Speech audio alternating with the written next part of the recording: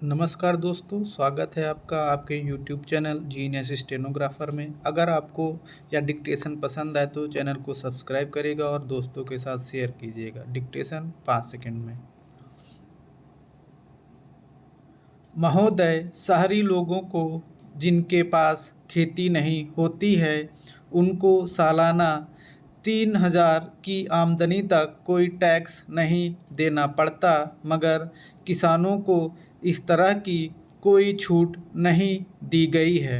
अगर किसानों को 500 रुपये सालाना आमदनी होती है तो भी उन्हें उस पर भूमि राजस्व देना पड़ता है। उनको शहर वालों की तरह टैक्स में किसी तरह की सहूलियत नहीं दी जाती है। यह तो जो अन्याय और विषमता की बात है उसको दूर किया जाना चाहिए। देहात के आदमियों को भी शहर के आदमियों के समान भूमि राजस्व में छूट दी जानी चाहिए। कुछ लोग इसके बारे में अब कहते हैं कि शहर वाले लोगों को म्यूनिसिपल टैक्स देना पड़ता है, वैसा देहातियों को नहीं देना पड़ता। लेकिन उनका ऐसा कहना गलत है, क्योंकि गांव का जो किसान है, मज़दूर है, कारीगर है या कोई भी छोटे से छोटा गृहस्थ है, उसको आम पंचायत टैक्स देहातों में देना ही पड़ता है। जब वे लोग ग्राम पंचायत टैक्स देंगे, भूमि राजस्व देंगे और फिर उसकी खेती में जो पैदावार हुई है उसको बेचने के लिए जब वह शहर चला जाता है तब उसको शहरों में म्यूनिसिपैलिटी का चुंगी कर भी देना पड़ता है। इस तरह से किसानों को करों के बोझ से लाद दिया जाता है। इस तरफ हमें गौर करना चाहिए, देखना चाहिए और उसको जितनी सहूलियत हम दे सकते हैं देनी चाहिए। तब वह छोटा किसान पेट भरकर रोटी खाएगा, अपने बाल बच्चों को खिलाएगा और अपने देश में खेती का उत्पादन बढ़ाने की कोशिश करेगा। नहीं तो वह अगर नाराज़ रहा, दुखी रहा तो हमारे देश में खेती का उत्पादन किसी हालत में नहीं बढ़ सकता। हम देखते हैं और यह हर एक को मालूम भी है कि हमारे शहरों में दिन पर दिन सीमेंट और कंक्रीट की सड़क बन रही है, डामर के रास्ते बन रहे हैं, शहर की आबादी बढ़ रही है। लेकिन देहातों में या गाँवों में जाइए तो आप यही देखेंगे कि हमारे बाबा दादा के समय में जो मकान हमारे कच्चे थे, फूस के थे, वे आज भी वैसे के वैसे हैं। हमारे गाँवों में आज भी ना बिजली है, ना डामर तथा सीमेंट की सड़क हैं। इस तरह की दयनीय अवस्था आज भी देहातों की है। इस दुर्दशा का मुख्य कारण उसकी दरिद्रता है। खासकर जो छोटे किसान देहात में रहते हैं उन्हीं की संख्या ज़्यादा है। वहाँ पर जो छोटे छोटे किसान या भूमिहीन मज़दूर हैं उनकी हालत बुरी है। उपसभाध्यक्ष महोदय श्री भूपेश गुप्त ने बहुत बुद्धिमानी से अपनी आंतरिक बातों को घुमा फिराकर ऐसे रूप में उपस्थित किया है कि उसको हमें समझने में थोड़ी कठिनाई ज़रूर आती है, परंतु मैं यह नहीं समझ सका। जैसा कि इस विधेयक में कहा गया है, प्रत्येक संसद सदस्य को अपनी मातृभाषा में बोलने का अधिकार है।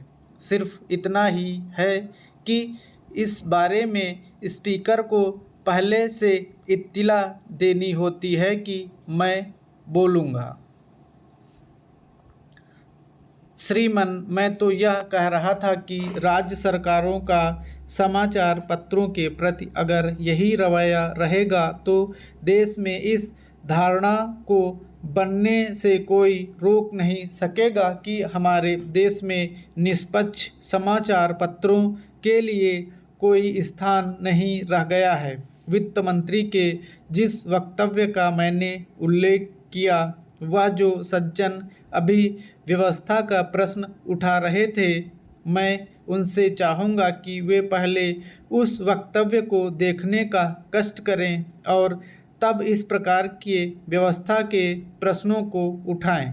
मैं यह भी कहना चाहता हूं कि दिल्ली में भी कुछ इस प्रकार के समाचार पत्र हैं जिनके संबंध में कानों में भनक पड़ी है कि प्रत्यक्ष रूप से चाहे उनको न कहा जाए, लेकिन अप्रत्यक्ष रूप से उनके ऊपर दबाव डाला जाता रहा है कि वे निष्पक्ष लेख या समाचार प्रसारित न करें। मेरा कहना यह है कि स्वतंत्र भारत में, विशेषकर जिस देश के अंदर प्रजातंत्र हो, उसमें अगर इस प्रकार से दबाव डाला जाता रहा तो ये समाचार पत्र भाटों के गीत बनकर रह जाएंगे। फिर ये जनता की भावनाओं का प्रतिनिधित्व करने वाले पत्र नहीं रहेंगे। मैं एक और बात का भी विशेष रूप से उल्लेख करना चाहूँगा और चाहूँगा कि श्री गुजराल जब अपना उत्तर दें तो इस बात को बताएं कि सरकार की क्यों यह प्रवृत्ति चल रही है कि जब प्रधानमंत्री विदेश जाएं या राष्ट्रपति बाहर जाएं तो समाचार पत्रों के संवाददाताओं से सीधे संपर्क स्थापित किए जाएं। जो भी समाचार एजेंसी हैं या पत्र हैं, उसको कहना चाहिए कि आप अपने यहाँ से किसी प्रतिनिधि को भेजें। मुझे जानकारी मिली है कि इस बार जब प्रधानमंत्री ईरान यात्रा पर गई तो एक समाचार पत्र के प्रधान संपादक ने केवल इसीलिए अपने प्रतिनिधि को भेजने से इनकार कर दिया क्योंकि सरकार ने सीधे उनसे संपर्क स्थापित किया था।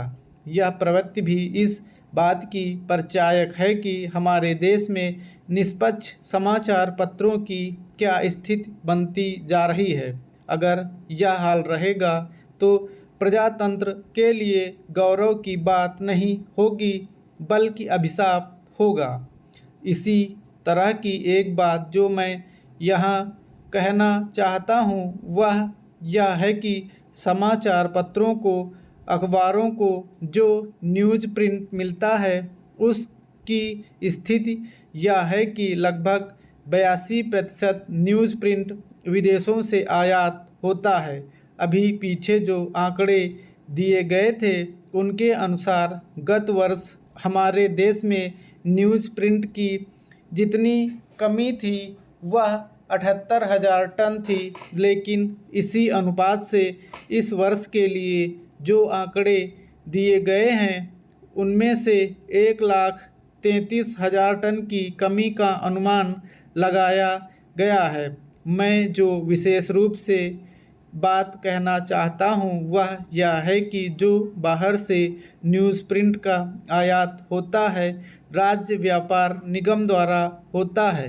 राज्य व्यापार निगम को जब पिछले वर्ष इस बात का आभास हो गया था कि प्रिंट की यह स्थिति होने वाली है तो राज्य व्यापार निगम ने आयात को क्यों नहीं किया स्टॉप।